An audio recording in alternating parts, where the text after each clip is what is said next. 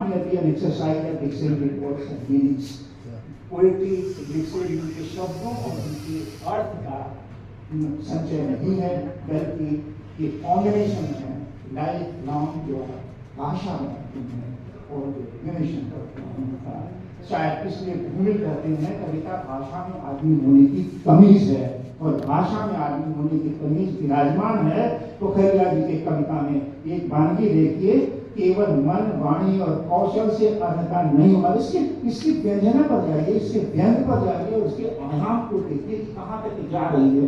मैं चाहूंगा एक शब्द को इसको देखें, केवल मन वाणी और कौशल से अर्हता नहीं हो जाती किसी अदृश्य को पाने की। क्या एवरेस्ट चढ़ने में सफल हो जाने से हम योग्य हो जाते हैं एवरेस्ट के? गजब का आपने 4 पंक्तियों में जो चीजें कहा है, इसकी व्यंजना बहुत आगे तक जा रही है।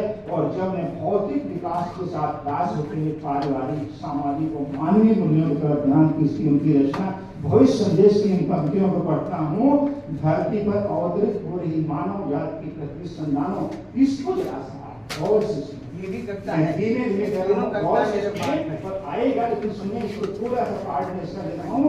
धरती पर अवतरित हो रही मानव जाति की प्रति संधानों, सन 2100 के आसपास जब अंत हो तुम्हारा, तब तुम्हारे मृत शरीर की इतनी योग्यता तो हो कि वह तुम्हारे संतानों का कंधा पा सके, अन्यथा तुम्हारे पर अभियोग चलेगा माता पिता होने के अपराध का तुम्हारे मरणोपरांत भी।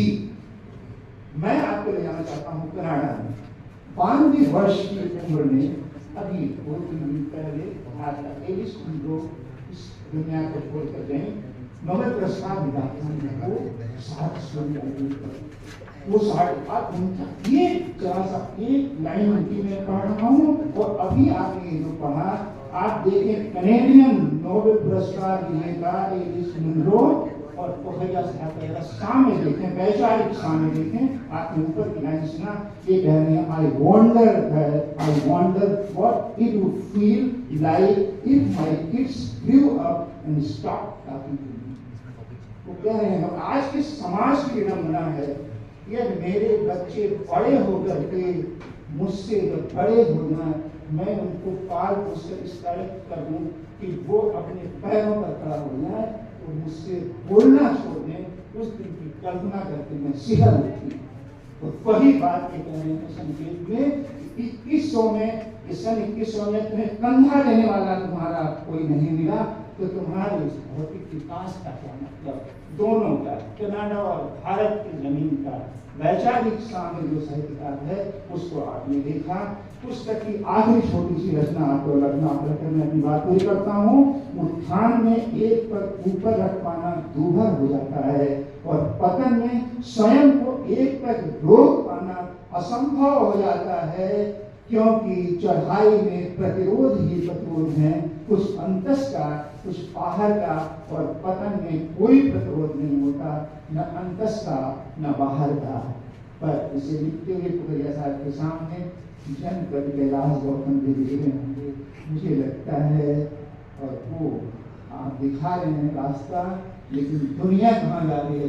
दुनिया की स्थिति देखिए, माई आंधर, बाबू आंधर, हमें छोड़ सब भाई आंधर, के दिया दिखाई, बिजली ऐसे हो जाई आंधर, बिजली ऐसे हो जाई आंधर।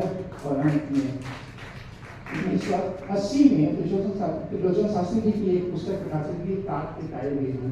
उस संकलन में मैं तुम शीर्षक की रचना के 8 शब्दों को मैं पोखरिया जी की तरफ से आपके लिए उच्चारित करने जा रहा हूँ। और वो शब्द क्या है उनके, मुझे शब्द शब्द में देखो मैं कहा।